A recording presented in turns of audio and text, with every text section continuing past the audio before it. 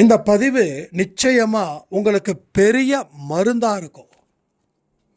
துன்பத்தில் அவதிப்பட்டு வாழ்க்கை எங்கே போய் முடியுமோ, அடுத்தது என்ன நடக்குமோ அப்படின்னு இருக்கிறவங்களுக்கு அடுத்தது இதுதான் நடக்கும், இதை சரி பண்ணால் இத்தனை விஷயங்கள் சரியாகும் அப்படின்றதுக்கு உண்டான பதிவு தான் இது. இந்த சாயப்பா கோயில் பக்கம் இருக்கக்கூடிய கடைகளில் இந்த மாதிரி உங்களை ஏமாற்றுவாங்க. பார்த்து எச்சரிக்கையாக இருங்க. 100% உங்களுடைய திறமைகள் மூலமாக நீங்கள் வாழ முடியும். ஆனால் ஏன் வாழ முடியல அப்படின்ற உண்மையையும் நீங்கள் தெரிஞ்சுக்கோங்க. ஒரு நொடி பொழுதும் உங்களுக்கு மிக முக்கியமானது. உங்கள் சிந்தனைகளை எப்படிப்பட்டதாக இருக்குதுன்றதை கவனித்து பாருங்க. வாழ்க்கையோட கண்ணோட்டத்தை மாற்றுங்க. வெல்வதற்கு ஒரு இடம் இருந்தும் ஏன் தோற்பதற்கு உண்டான ஒரு இடத்துலையே உங்கள் மனதை வைச்சிருக்கீங்க? சாயப்போட அருளால் தான் இதை கேட்க முடியும், பார்க்க முடியும். இந்த பதிவுகளை இயல்பாக கேட்குறவங்களுக்கு வெற்றியும் இயல்பாக கிடைக்கும்.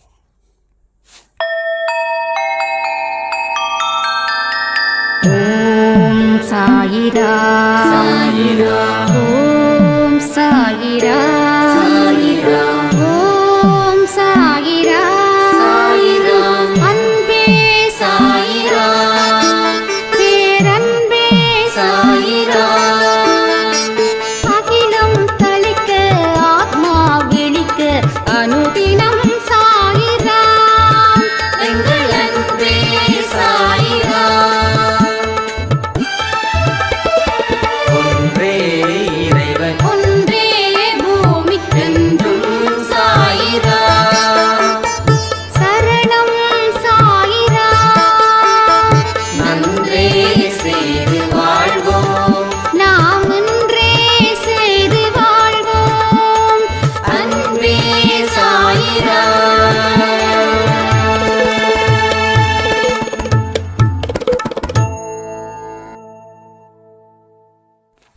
சாயிராம்.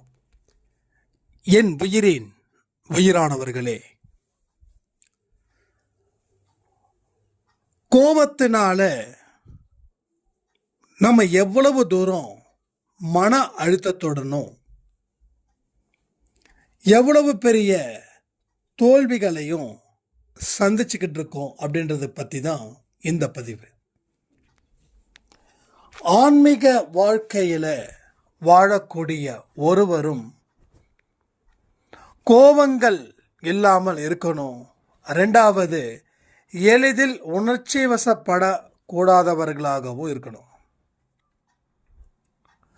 இந்த உணர்ச்சி வசப்படுறதும் கோபப்படுறதும் கத்தி அழுவுறதும் இன்னும் நெஞ்சிலையும் தலையிலையும் மாறி மாறி அடிச்சுக்கிறதும், இதனால் நீங்கள் சாதிக்க போகிறது அப்படின்றத பார்த்தீங்கன்னா எதுவுமே இல்லை. உங்கள் வாழ்க்கையில் மேலும் மேலும் மேலும் துன்பத்தை வாரி வாரி வாரி கொட்டிப்பதற்கு அது சமம். ஸோ வாழ்க்கையில் நம்ம முன்னேறணும் அப்படின்னா முதல் அடிப்படை தேவை மனசை சரி பண்ணணும். சரி பண்ணக்கூடிய மனசில் தான் இயல்பான நிலையில் உங்களை தக்க வச்சுக்க முடியும். என்னைக்குமே நம்ம என்ன பண்ணுறோம், நாமளா இருக்கிறதே இல்லை. என்னைக்காவது நீங்களா இருந்து இந்த உலகத்தை பார்த்துருக்கீங்களா? அதற்கு ஒரு வாய்ப்பை உங்களுக்கு நீங்க கொடுத்துருக்கீங்களா? இது எத்தனை பேர் ஆம் என்று சொல்ல போறீங்க, எத்தனை பேர் இல்லை அப்படின்னு சொல்ல போறீங்க? கமெண்ட் பண்றீங்களா? ஸோ இது வரைக்கும் உங்கள் வாழ்க்கையில் உங்களுக்கு எந்த விதமான ஓப்பனிங்ஸும் கடவுள் கொடுக்காம இருப்பதற்கு முக்கிய காரணமாக இருக்கிறது இந்த ரெண்டே விஷயம். ஒன்று கோவப்படுறது, இன்னொன்று உணர்ச்சி வசப்படுறது. இந்த ரெண்டை தாண்டியும் எதுவுமே நமக்கு தெரியவே மாட்டேங்குது. இந்த ரெண்டு தான் எப்பொழுதும் நம்ம கூடவே இருக்குது. கூடவே இருந்து நம்ம இறந்ததுக்கு அப்புறமும் அடுத்த பிறவி எடுக்கும் போதும் அப்படியே ஒட்டிக்குது. எதை நீங்கள் சரி பண்ணுறீங்களோ அதுதான் சரியாகும். எதை நீங்கள் சரி பண்ணலையோ அது எந்த காலத்திலையும் சரி ஆகாது. நிலைமை மாறும், சரி ஆயிடும் நினைக்கிறதே தப்பு. நிலைமை மாறினா எப்படி சரியாயிடும்? சரி பண்ணக்கூடிய எஜமானனே நீங்கள் தான். அப்போ நீங்கள் அந்த முயற்சியை எடுக்கலைன்னா ஒரு நிலைமை எப்படி அதை சரி பண்ணும்? நிலைமை சரியாயிடும் சரியாயிடும் சரியாயிடும். என்ன நிலைமை சரியாயிடும்? மனசில் இருக்கக்கூடிய உண்மைகள் அது மறைஞ்சே இருந்துச்சுன்னா எப்படி சரி பண்ண முடியும்? ஸோ நிலைமை எல்லாருக்குமே இங்கே சீரும் சிறப்புமாக இருக்குது.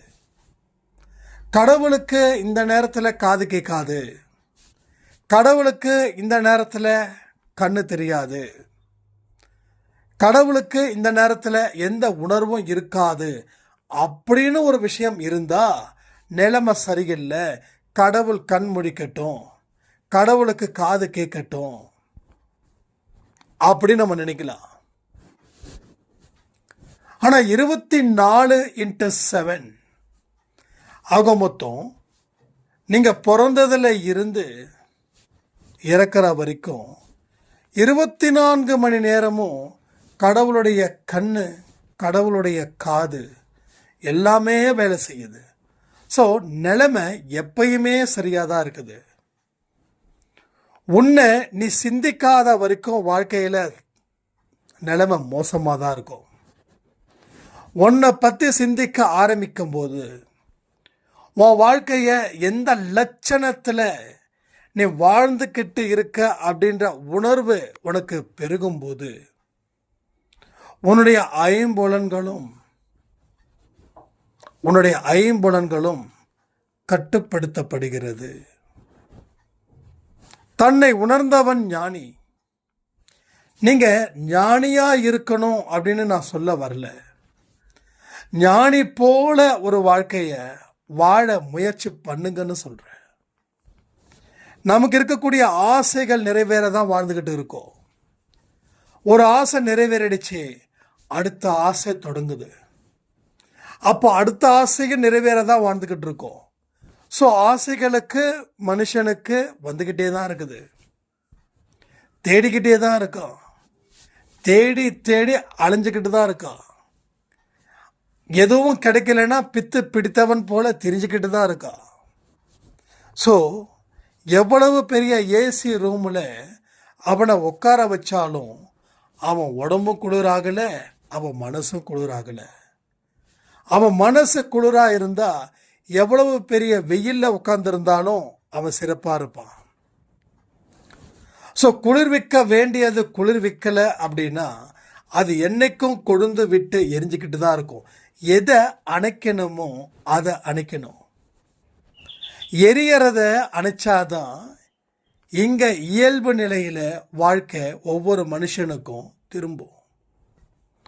உன் பார்வை எங்கே இருக்குதோ, உன்னுடைய புத்தி எங்கே இருக்குதோ அதுதான் உன் வாழ்க்கையை தீர்மானிக்குது.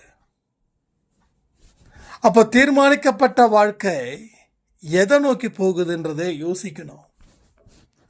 அப்போ எதை நோக்கி போகுதோ அதை நோக்கி நம்முடைய ஐம்புலன்களும் புறப்படணும். அதை தாண்டி அந்த ஐம்புலன்களுக்கும் எந்த ஒரு வேலையையும் கொடுக்கக்கூடாது.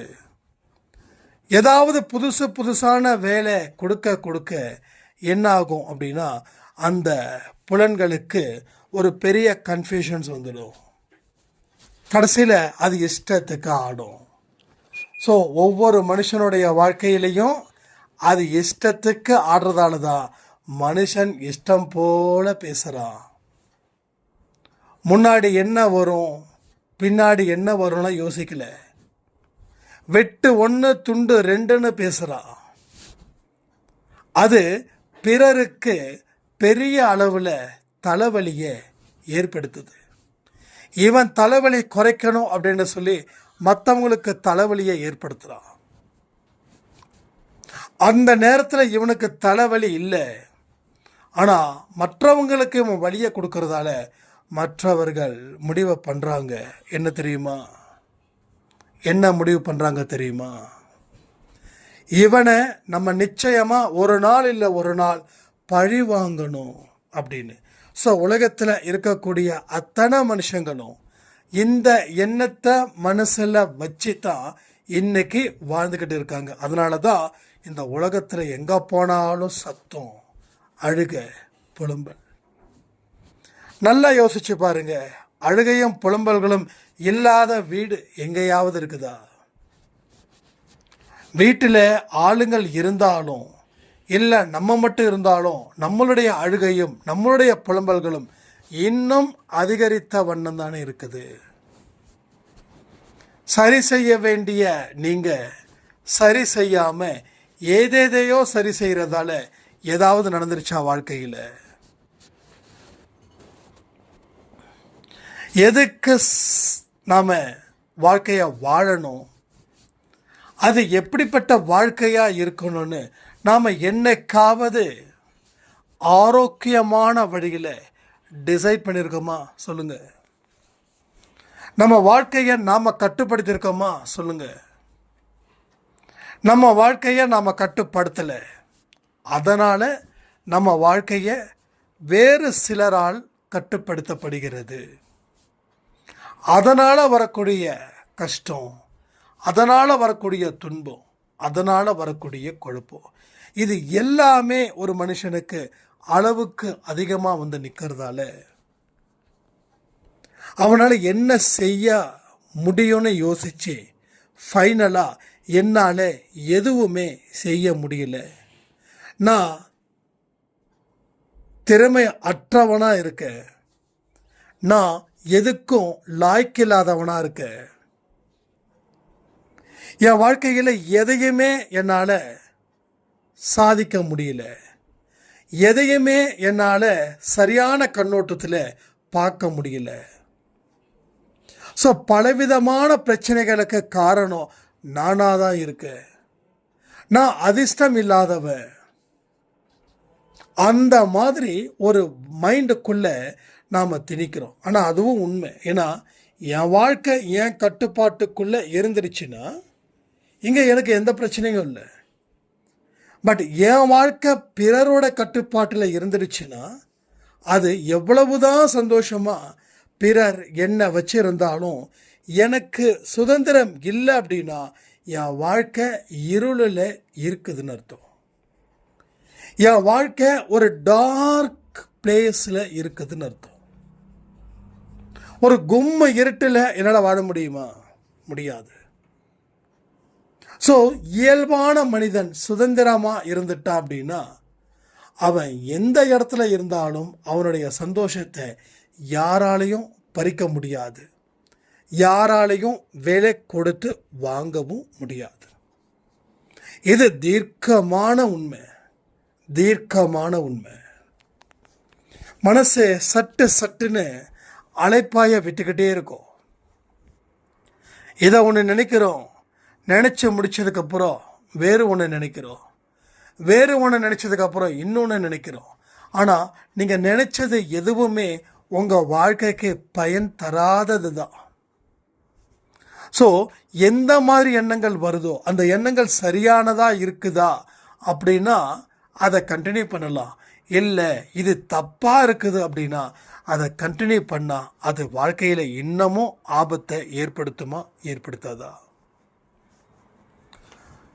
நீங்கள் எல்லாருமே சிறந்த அறிவாளிகள். ஏன்னா கடவுளுடைய முழு ஆசீர்வாதமும் பெற்ற குழந்தைகளாக நீங்கள் இருக்கும்போது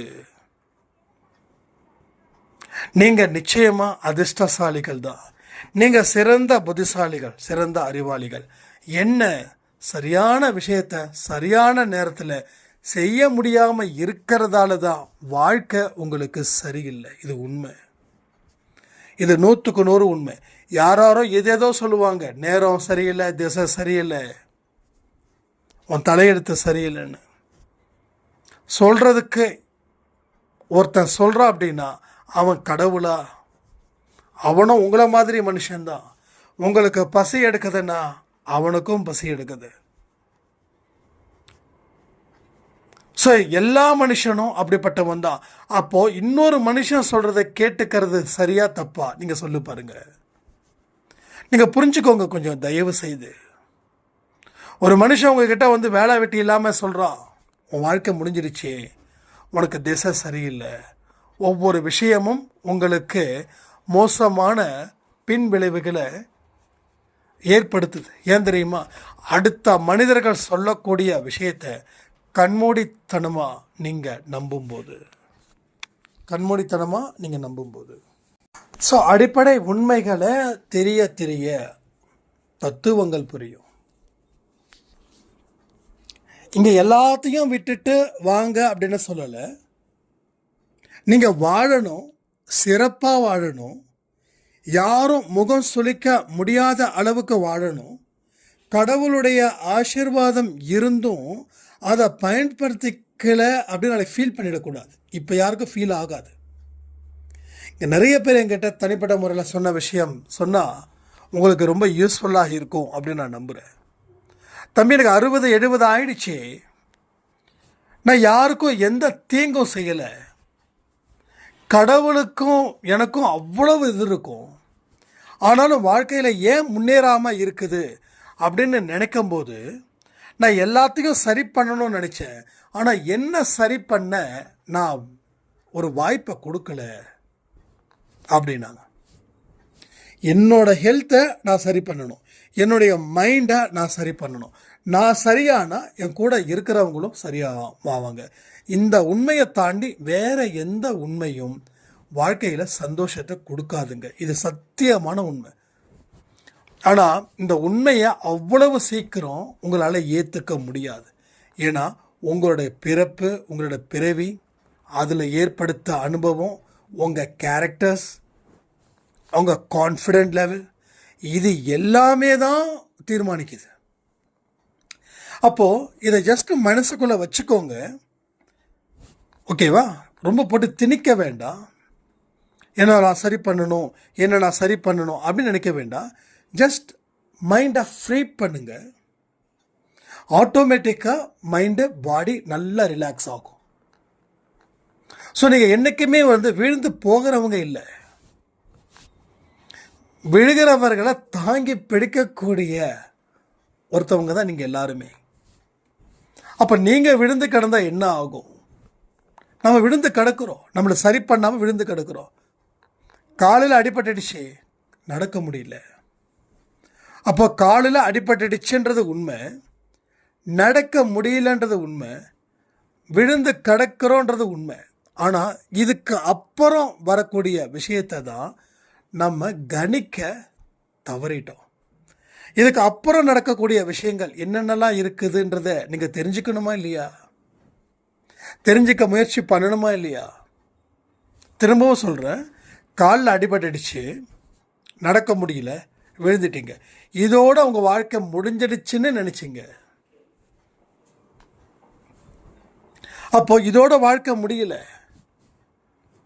காலுன்னு ஒன்று இருந்தால் அடிபட தான் செய்யும், அடிபட்டா விழுந்து தான் கிடைக்கணும். இது உண்மை. இதை ஏற்றுக்கிட்டாதான் நான் சொல்லக்கூடிய அடுத்த பாயிண்ட்டை உங்களால் ஏற்றுக்க முடியும். நம்ம மனசு ஒரு குழந்தை போல, பிடிவாதம் பிடிக்கிற குழந்தை. அது முயலுக்கு 3 கால் இல்லை, முயலுக்கு காலே இல்லை, ரெக்கதான் இருக்குதுன்னு சொல்லக்கூடிய குழந்தை. இந்த குழந்தை எப்படி ஹேண்டில் பண்ண போகிறீங்க? ரெக்கை இல்லைன்னு சொன்னால் அவ்வளோதான், முடிஞ்சுது. அப்போது ரெக்கை இருக்குது அப்படின்னு அந்த குழந்தை சொன்னாலும், ரெக்கை இல்லைன்னு சொன்னால் அந்த குழந்தை பிடிவாதம் பிடிக்குமா இல்லை ஏற்றுக்குமா? ஏன்னா பிடிவாதம் பிடிக்கிற குழந்தை அது. அந்த குழந்தை எல்லாத்துலேயும் பிடிவாதம் பிடிக்கும், ரைட்டா? எல்லாத்துலேயும் பிடிவாதம் பிடிக்கும். பிடிவாதம் பிடிக்காத ஒரு இடமே கிடையாது. எல்லாத்துலேயும் பிடிவாதம் நிச்சயமாக பிடிக்கும். இது உண்மை, இது உண்மை, இது 100% உண்மை. அப்போது ரெக்கை இல்லைன்னு சொல்லக்கூடாது. இப்போ ரெக்கை இருக்குது, கண்டிப்பாக ரெக்கை இருக்குது அப்படின்னு சொல்லி அந்த குழந்தையே தான் வாயால் சொல்லணும், அம்மா ரெக்கை இல்லைம்மா அப்படின்னு. ஆமாம்மா ரெக்கை இல்லை, அது நீயா புரிஞ்சுக்கணுண்டா நான் இதெல்லாம் சொன்னேன்னு. அப்போது யாரையும் வந்து ப்ரெஷர் பண்ணிட்டோம் அப்படின்னா அதில் நம்ம ஜெயிக்க முடியாது. அதே போல் தான் உங்கள் மனசும் ப்ரெஷர் கொடுக்காதீங்க, என்ன நான் சரி பண்ணணும்னு. இயல்பாக இருந்து கவனித்து பாருங்கள். இயல்பாக இருந்து கவனிக்கும்போது ஏகப்பட்ட விஷயங்கள் உங்கள் மனசில் வரும். நான் இவ்வளோ தூரம் ஆடியோ கொடுக்குறேன்னா நான் இயல்பாக இருக்கிறதால மட்டும்தான் இந்த மாதிரி கொடுக்க முடியுது, வேறு ஒன்றுமே இல்லை. ஸோ நீங்களும் இயல்பாக இருந்தால் என்னை விட லட்சம் மடங்கு உங்களால் பேச முடியும். ஏன்னா எல்லாருக்கிட்டையும் அந்த தெய்வீக தன்மை அப்படின்றது கொட்டி இருக்குது. ஒருத்தவங்க கிட்ட தான் இருக்குதுன்னு இருக்கக்கூடிய விஷயத்தை நீங்கள் நம்புகிற வரைக்கும் உங்களுக்கு அந்த தெய்வீகம் கிடைக்காது. இவர் தான் சாமி, இவர் காலில் விழுந்தா எனக்கு நல்லது நடக்கும் அப்படின்னு என்னைக்கு நீங்கள் நம்புறீங்களோ அன்னைக்கு உங்களுக்கு தெய்வத்துக்கும் சம்மந்தம் இல்லை. நானும் ஒரு தெய்வந்தான், அந்த தன்மை எனக்கும் இருக்குது அப்படின்னு நினச்சி பார்க்கும்போது தான் அந்த உண்மை புலப்படும். என் மகா ரகசியங்களும் கடவுள் தெரியப்படுத்துவார், உங்களுக்கு தெரிவிச்சுக்கிட்டே இருப்பார். அப்போது விழுந்தா எழுந்திருக்கணும்னா கால் சரியாகணும். கால் சரியாகணும்னா அதுக்கு தகுந்த மருந்து போடணும். மருந்து போட்டு பொறுமையாக இருந்து மீண்டும் எழுந்திருத்தா நீங்கள் விழறதுக்கு முன்னாடி ஒரு ஆர்வமாக இருந்தீங்க இல்லையா, ஒரு உற்சாகமாக இருந்தீங்க இல்லையா, அதை விட இன்னும் 10 மடங்கு அதிகரிக்கலாம். எப்பெல்லாம் எனக்கு கஷ்டம் வருதோ அப்பெல்லாம் எனக்கு பலம் பெருகுது. பார்க்கக்கூடிய பார்வை, வாழக்கூடிய வாழ்க்கை, அந்த கண்ணோட்டம் இங்கே ரொம்ப முக்கியமாக இருக்குது. ஐயோ விழுந்துட்டோமேனா முடிஞ்சிடுச்சு, விழுந்துட்டோம், சரி பண்ணணும், எழுந்திருக்கணும், இவ்வளோதான். அப்போ எதை சரி பண்ணணும்? உனக்குள்ளே நீ சரி பண்ணணும். விழுந்ததை நினச்சிக்கிட்டே இருந்தால் சரியாகாது. ஆனால் விழுந்துட்டோம், மீண்டும் எழுந்திருக்கணும், எழுந்திருச்சாதான் எல்லாம் சரியாகும். அந்த மனநிலையை உருவாக்க தில் இருந்தா உங்கள் வாழ்க்கையில் நீங்கள் எப்பேற்பட்ட ஒரு இடத்துல நிற்கணும்னு ஆசைப்பட்டீங்கல்ல, இங்கே இருக்கிற எல்லாருக்குமே அந்த ஆசை 100க்கு 100 இருக்குது. நான் இப்படிப்பட்ட வாழ்க்கையை வாழணும், வாடும்போது நான் சாதிக்க முடியும், ஒரு பெரிய சகாப்தத்தை என்னால் அடைய முடியும் அப்படின்னு நம்ம சொல்கிறோமே, அந்த ஆசை இருக்கே அது கண்டிப்பாக நடக்கும். நான் அடிக்கடி ஒரு விஷயத்த சொல்லுவேன், எதெல்லாம் நம்ம ஆசைப்படுறோமோ அதெல்லாம் நம்மளால் முடியுன்ற ஒரு விஷயமும் இருக்குது. ஆனால் அந்த கிடைக்கிற வரைக்கும் உங்களுக்கு அதன் மூலமாக கிடைக்கிற ப்ரெஷர், துன்பம், இதெல்லாம் உங்கள் உடம்பு, உங்கள் மனசு தாங்குமான்னு யோசித்து பார்த்துக்கோங்க. நானும் யோசிப்பேன், நிறைய விஷயம் யோசிப்பேன். கண்டிப்பாக பெற முடியும், என்னமோ ஒரு விஷயம் இருக்குது, அது நடக்கணும் அப்படின்றதுக்காக தான் நம்ம ஆசைப்படுறோம். ஆனால் அதற்கு உண்டான நேரத்தையும் அதன் மூலமாக கிடைக்கிற துன்பமும், ஏன்னா புத்தர் வேற சொல்லிட்டாரா, ஆசையே துன்பத்திற்கு காரணம் அப்படின்னு, அதையும் நினச்சி பார்க்கணும். அப்போது இப்படியே இருந்தால் நல்லா இருக்குமா? எஸ். நீ ஆனந்தமாக இருக்கியா? எஸ். மற்றவங்க மதிக்கக்கூடிய அளவில் இருக்கியா? எஸ். உன்னை நீயே திருப்திப்படுத்தக்கூடிய வாழ்க்கையாக வாழ்ந்துட்டுருக்கியா? எஸ். எனக்கு இது போதும்னு நான் நினைக்கிறேன். எனக்கு உண்மையிலே சொல்கிறேன், இது போதும்னு நினைக்கிறேன். ஒரு காலத்தில் பிஸ்னஸில் சக்கரவர்த்தியாக இருக்கணும் அப்படின்னு நான் நினச்சேன். ஆனால் இப்போது இந்த 3 விஷயந்தான் என்னை திருப்திப்படுத்துகிற மாதிரி வாழ்க்கை வாழ்ந்துட்டுருக்கோம். எஸ். மற்றவங்க மதிக்கிற மாதிரி வாழ்ந்துட்டுருக்கோம். எஸ். இந்த வாழ்க்கையை வாழ்றதுல எந்த விதமான தயக்கமும் குழப்பமும் துன்பமும் இல்லை. எஸ். இதுக்கு மேலே என்ன வேணும்? அப்போ ஆசைகள் பெருக பெருக துன்பங்கள் பெருகும். நான் ஒரு பிஸ்னஸ் மேனாக ஆகணும் அப்படின்னா அதுக்கு நேரத்தை நிறைய செலவு பண்ணணும். நிறையா புக்ஸ் படிக்கணும், நிறையா மேகசின் படிக்கணும், 12 மணி நேரம் பிஸ்னஸ்க்காக உட்காரணும். அப்படி உட்காரும் போது பணத்தை நல்லா பார்த்து பார்த்து செலவு பண்ணணும், பணத்துக்கு மதிப்பு கொடுக்கணும், பணத்துக்கு மரியாதை கொடுக்கணும், ஏன் கஞ்சனாக கூட வாழணும். யாராவது உதவி செஞ்சால் கூட 10 ரூபா கொடுக்க வேண்டிய இடத்துல 1 ரூபா கொடுக்கணும், 100 ரூபா கொடுக்க வேண்டிய இடத்துல 10 ரூபா கொடுக்கணும். அப்போ இது என்னுடைய லைனுக்கு செட் ஆகாது. இப்போ அன்பேசாய் குடும்பத்தில் இருந்து பார்த்தீங்கன்னா நீங்கள் எல்லாம் கொடுக்குறீங்க. இப்போ ஒரு சாய்ராம் வந்து மெடிக்கல் செலவுக்கு ஒரு 20,000 ரூபா வேணும், உங்களால் பண்ண முடிஞ்சால் ட்ரை பண்ணுங்க அப்படின்னு நம்மக்கிட்ட ஒரு 5,000 இருந்தது, கொடுத்தோம். இதுக்கு முன்னாடியும் இதே மாதிரி ஒரு மெடிக்கல், அது அன்பேசாய் குடும்பம் இல்லை, வேறு நம்ம தெரிஞ்சவங்க மூலமாக வந்தது. தெரிஞ்சவங்கன்னா நம்ம சொந்தங்களுக்கு நம்ம பண்ணுறது கிடையாது, வெளியில் மூலமாக இது மாதிரி இங்கே ஒரு ட்ரஸ்ட்டில் இருந்து அவங்களுடைய இதெல்லாம் இது பண்ணி இப்போலாம் இருக்குங்க, ஏதாவது முடிஞ்சால் பண்ணுங்க அப்படின்னு. ஓகே, ஜெனியூனாக இருந்தது, நம்ம பண்ணோம். ஒருவேளை பணம் எனக்கு முக்கியம், வியாபாரத்தில் நான் முன்னேறணும்னா நீங்கள் 10,000 ரூபா கொடுத்தீங்கன்னா 1,000 ரூபா செலவு பண்ணி 1,000 ரூபா மட்டும் உதவி பண்ணி 9,000 ரூபா என்னுடைய கல்லாப்பெட்டியில் நான் போட்டுக்கிறதுக்கு ரொம்ப நேரம் ஆகாது இல்லை? கரெக்டு தானே? நீங்கள் ஒரு நம்பிக்கையோடு எனக்கு கொடுக்குறீங்க, நான் வந்து உங்கள் நம்பிக்கையை பொய்யாக்கிடக்கூடாது. அப்போ நான் உண்மையாக இருக்கணும். அதுதான் கடவுள் எனக்கு கொடுத்துருக்கக்கூடிய சோதனைன்னு கூட சொல்லலாம். ஒரு மனுஷனுக்கு காசு வந்துருச்சுன்னா அவன் மைண்டு மாறும், கண்டிப்பாக மாறும். இதெல்லாம் தெரியாமலாம் நம்ம இந்த இடத்துக்கு வந்திருக்கோம், இதெல்லாம் தெரியாமலாம் வந்திருப்போம்.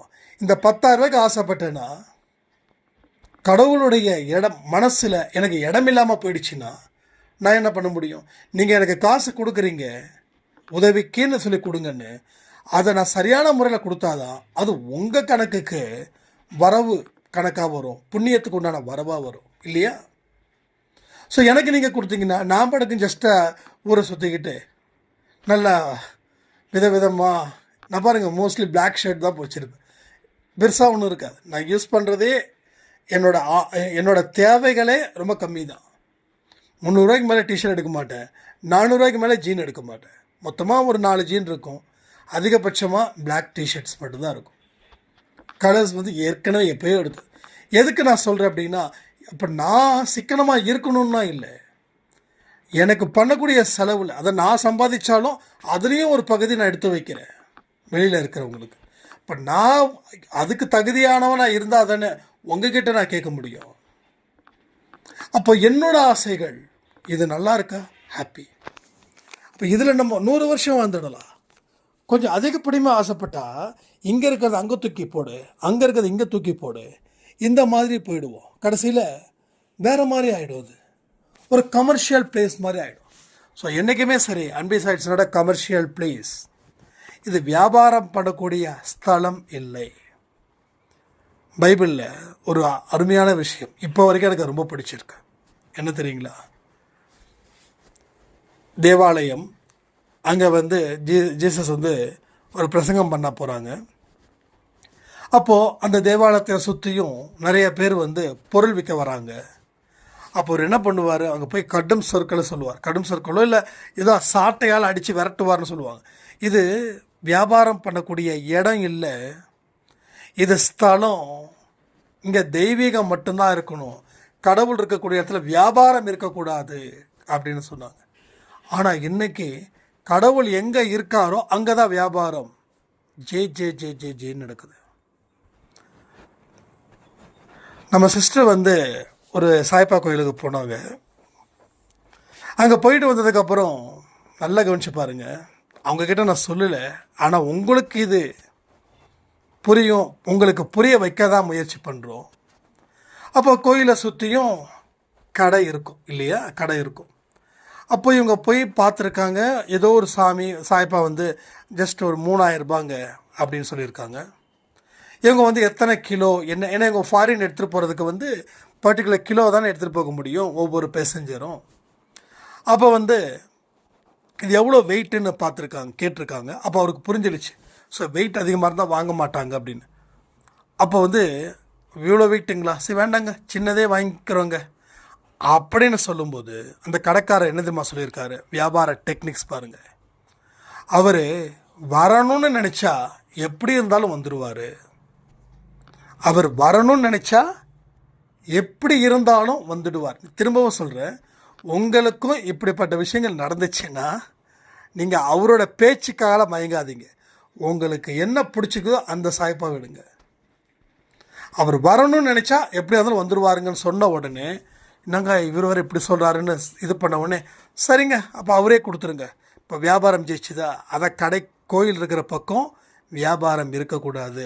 ஏன்னா வியாபாரிகள் என்றுமே வியாபாரிகள் தான், அதில் மாற்றமே இல்லை. 100% வியாபாரிகள் தான்.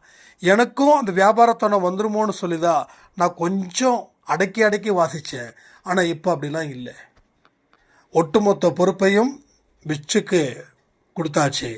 முக்கியமான விஷயங்கள் ப்ரைஸிங் அது இதுன்னு சொல்கிறது மட்டும் நான் கைட் பண்ணுற மாதிரி இருக்கேன். மற்றபடி என்னோட சம்மந்தப்பட்ட சில கவர்மெண்ட் செக்டர்ஸ் பேஸ் பண்ணியிருக்கக்கூடிய ஒர்க் அவ்வளோதான். ஸோ என்ன ஆகுதுன்னா, ஒரு வியாபாரியாக இருந்துடக்கூடாது. இருக்கலாம், அவன் வியாபாரியாக இருக்க தப்பே கிடையாது. அந்த கோயிலை அவர் விற்றது தப்பு கிடையாது. ஆனால் அவர் ஒரு பிஸ்னஸ் மேன். ஐயோ அவரே சொல்கிறாரு, சாய்ப்பாவே சொல்கிறாரு, இந்த மாதிரியெல்லாம் உருட்டுவாங்க. அதுக்கெல்லாம் நீங்கள் சரி அப்படி கொடுத்தப்பட்டவர் என்னமோ தெரிலிங்க, சாய்ப்பா வந்து உங்களுக்கு ஃப்ரீயாக கொடுக்க சொன்னார், அதனால் ஃப்ரீயாகவே கொடுக்குறேன்னு ஒரு கடைக்காரர் சொல்லட்டும் பார்க்கலாம். ஒரு கடைக்காரர் சொல்லட்டும். வேணால் இனாமாக வேணால் கொடுப்பாங்க. இப்போ 5000 ரூபாய்க்கு நீங்கள் பொருள் வாங்குறீங்கன்னா நீங்கள் பார்கெயின் பண்ணவே இல்லை. நீங்கள் பார்கெயின் பண்ணாலும் அவருக்கு ஒரு 1000 ரூபாய் நிற்குது. அப்போ என்ன பண்ணுவார், ஒரு சின்னதாக ஒரு சாய்ப்பா செலவு கொடுப்பார், இந்தாங்க வச்சுக்கோங்க அப்படின்னு. ஏன்னா லாபத்தில் முதலுக்கு மோசம் இல்லை, லாபத்துலேயும் மோசம் இல்லை. நம்ம சொன்ன ரேட்டுக்கு அவங்க இவ்வளோ குறைப்பாங்கன்னு எதிர்பார்த்தாங்க, அவங்க அவ்வளோ குறைக்கல, அதனால் எனக்கு லாபம் ஜாஸ்தியாக இருக்குது அப்படி கொடுப்பாங்க. ஆனால் நீங்கள் வாங்கின சிலைக்கு அதே ஏற்ற சிலை கொடுப்பாங்களா? கொடுக்க மாட்டாங்கல்ல. இந்த டெக்னிக்ஸ்க்கால நம்ம அன்பே சாய் குடும்பத்தில் யாரும் மயங்கி கீழே விழுந்துடக்கூடாது, அதை பார்த்துக்கோங்க. இதெல்லாம் வியாபார டெக்னிக்ஸ். உங்களுக்கு தேவைன்னா வாங்குங்க. ஒருத்தங்க வந்து ஒரு வார்த்தையால் மாயாஜாலம் பண்ணக்கூடியவர்கள் தான் வியாபாரிகள். அதுக்காக அண்ணா நீங்களும் உங்களுடைய ஆஃபீஸ்லேயும் அப்படியா? அதெல்லாம் கிடையாது. ஒன்று தெரியுமா, 2 நாளைக்கு முன்னாடி ஒரு கஸ்டமர் நம்மளை சந்தேகப்பட்டார். அப்போது அவர் சொல்கிறாரு, வேறு ஒரு ப்ராடக்ட் வேணால் வாங்கிக்கிறேங்க அப்படின்னாரு. உடனே வந்து நான் சொன்னேன், இல்லைங்க நீங்கள் எந்த ப்ராடக்ட் வாங்கினாலும் நாங்கள் உங்களுக்கு சேல் பண்ண மாட்டோம். என்னாச்சுங்க அப்படின்னாரு. இல்லைங்க இந்த ப்ராடக்ட் கொடுத்ததுக்கே நீங்கள் 1000 சந்தேகங்கள் வச்சிங்களா இல்லையா? ஆமாங்க அப்படின்னு. அப்புறம் எப்படி நாங்கள் வேறு ப்ராடக்ட் கொடுக்க முடியும்? உங்களுக்கு எங்கள் ஆஃபீஸில் எந்த சர்வீஸும் இனி கொடுக்க முடியாது. இப்படி இந்த மாதிரியான விஷயத்தை எத்தனை பேர் சொல்கிறாங்கன்றதை பாருங்கள். 1,00,000 பேர் பிஸ்னஸில் இருக்காங்கன்னா ஒரு 10 பேர் சொல்லுவாங்க இது மாதிரி. ஏன்னா வியாபாரத்தை என்றைக்குமே விலை பேசுகிறதா வியாபாரம். ஆனால் நம்ம சந்தேகத்தையோ நம்பிக்கையை விலை பேசுனா நம்ம அந்த மாதிரியான ஒரு இடத்துல இருக்கக்கூடாது. இன்றைக்கு வரைக்கும் நான் சொல்கிறேனே, நான் வியாபாரியாக இருந்திருந்தேன்னா அன்பே சாய் குடும்பத்தில் இருக்கிற அத்தனை பேருக்கும் நாங்கள் வந்து கம்ப்யூட்டர் பண்ணுறோம், நாங்கள் லேப்டாப் பண்ணுறோம், நாங்கள் சர்வீஸ் பண்ணுறோம், எதுவாக இருந்தாலும் சொல்லுங்கன்னு இந்நேரம் நான் கடையை விரிச்சிருக்கலாம். ஒரே ஒரு விஷயம் இப்போ நான் சொல்கிறேன், ஒரே ஒரு சாய்ராமுக்கு மட்டும்தான் நாம் லேப்டாப் கொடுத்தோம். அவங்க விழுப்புரத்தில் இருக்காங்க, அவங்களுக்கு மட்டும்தான் லேப்டாப் கொடுத்தோம். அதுக்கப்புறம் யாருக்கும் லேப்டாப் கொடுக்கல. யாராவது கேட்டாங்கன்னா சஜெக்ஷன் சொல்லுவோம். பட் அந்த அளவில் இதையும் அதையும் இணைக்கக்கூடாது. அப்படி இருக்கிறதால தான் இன்றைக்கு வரைக்கும் அன்பே சாய் சக்கப்போடு போடுது.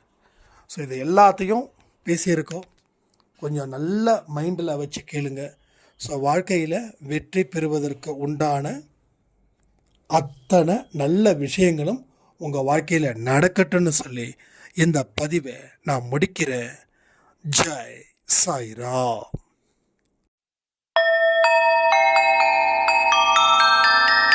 ஓம் சாயிரா, ஓம் சாயிரா.